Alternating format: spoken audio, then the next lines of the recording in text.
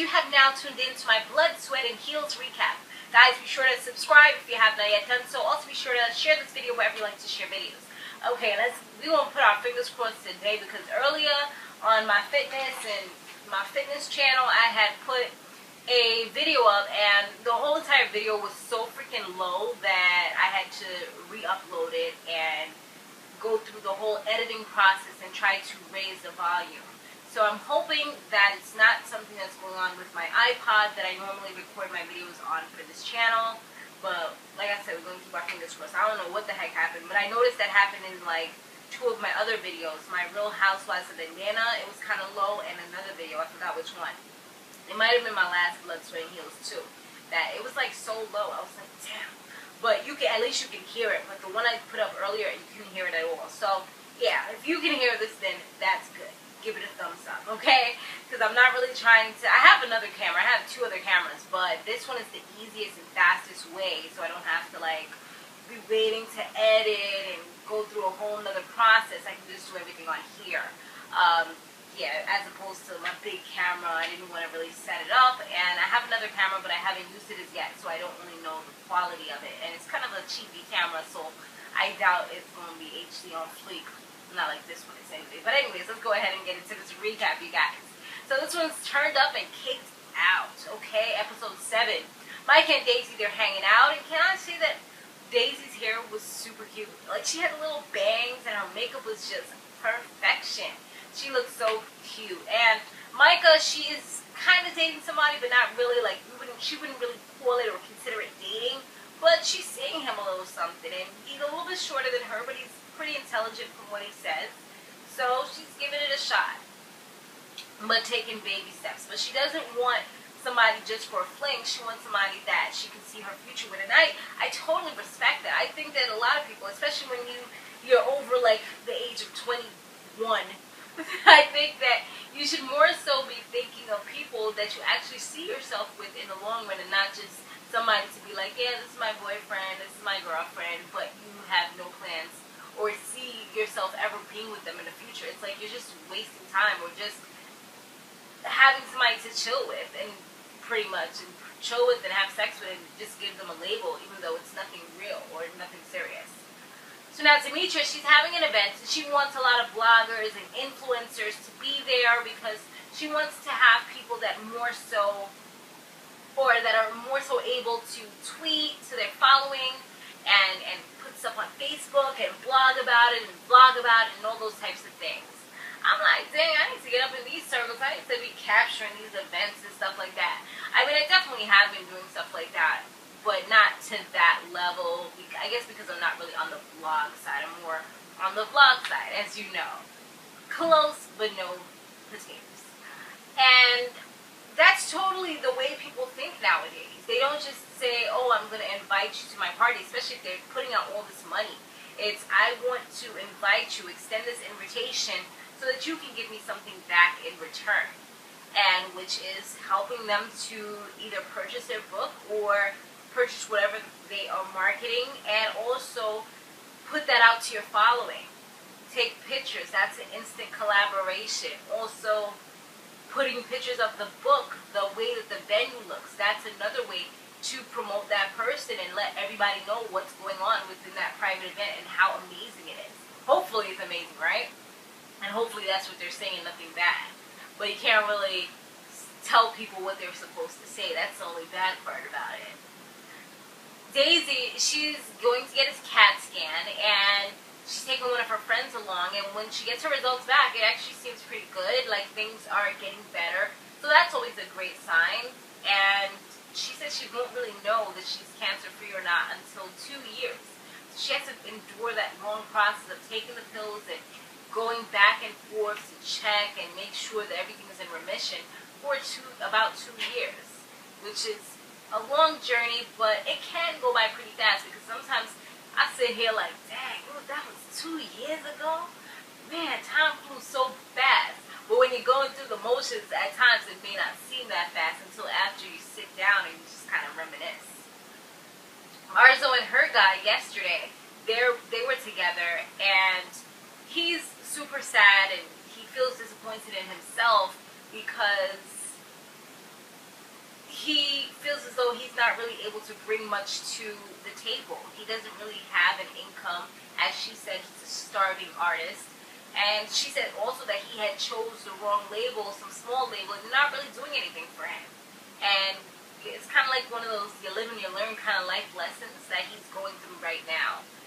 And he just feels like he's one of those old-fashioned types of guys. He wants to be able to take care of his woman, and he wants her to be proud of him and really want to actually tell her family, like, okay, he's not stupid.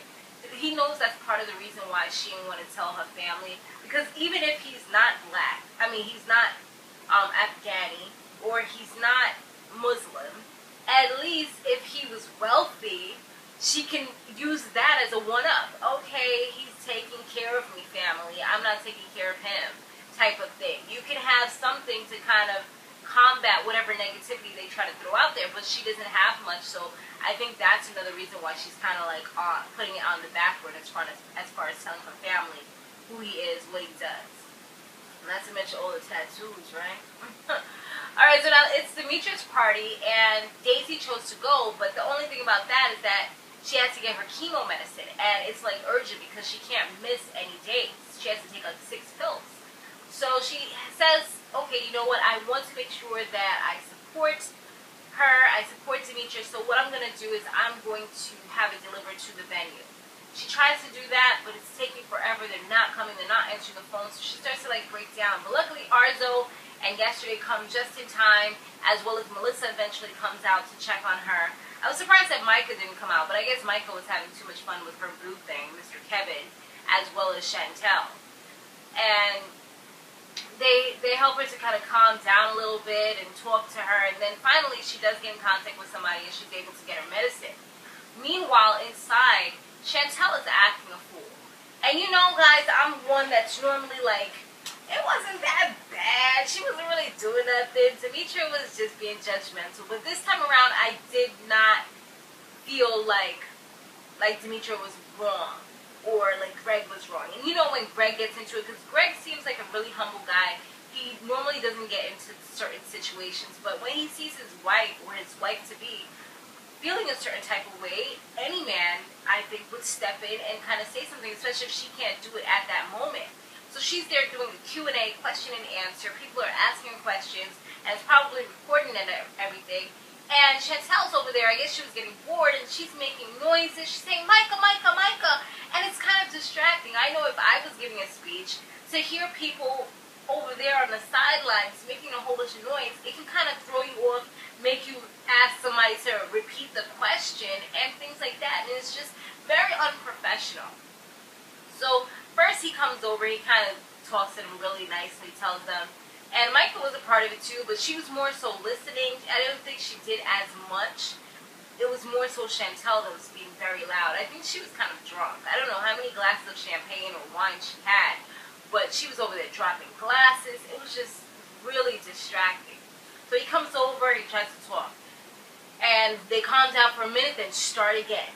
And that's when he comes over, he actually sits there with them, like as if he has to babysit, which is crazy, because these are grown people. So then I think that's when Daisy finally came in, and she said something to Chantel. I don't really remember how it went down, but I know Chantel was being loud again, and he was like, you know what, that's it, you have to leave. And it was just like, that's when like everyone else just started to kind of get into it. Geneva started getting loud. She's like, oh no, that's my friend, I brought her here, I don't want her to leave, can you just stop, why are you trying to put her out, we just want to know. And she was just like really being the spokesperson for Chantel, I guess because that's her +1 and that's also her friend. She was making sure that that wasn't going down. But he's like, it's a private event, and I've spoken to her several times, and I would like her to leave. But ultimately, it looks like she's going to be able to stay, just because when he spoke to, I guess, the assistant or whoever that lady was, or the venue person, I don't know who the person was, but she said that she would have to manually, well, not manually, but she would have to physically remove her from there, and that would cause a scene, and she doesn't really want to do that. She don't think that would be very good for the event, and she doesn't think that he would want that either. So he's like, you know what, whatever. And he just walked away pissed off. But I totally understand why he was upset. Your girl is trying to do something that is make or break for her. She put money out on the line, and she's trying to get some of that back. She doesn't want people to have a bad, to give her a bad review of the event or whatever and say, oh, it was super unprofessional. Because even though it wasn't you who did it, she's associated with them through the show. So they're going to kind of correlate or put the two of them together, and that's just the way it usually goes. Even if they say it was ghetto, because they're still going to kind of say it's going to go back to her, because at the end of the day, she's on the show, and these are people that are her cast members. You know, even though we want to make it all reality this, it's still, at the end of the day, it's a show, and you're casted on the show with these women. So that's how I felt about that. Let me know. Y'all could think I'm crazy. Y'all could think a certain different way. Maybe y'all think that they kind of were, like, doing too much. That Greg and Demetria were maybe doing too much. You could think completely opposite of what I think. If you saw the show, or if you want to give your input, then definitely be sure to comment down below. Okay, guys? Thanks for watching. Be sure to stay fabulous, live free, and soar limitless. I'll see you in the next one. Laters!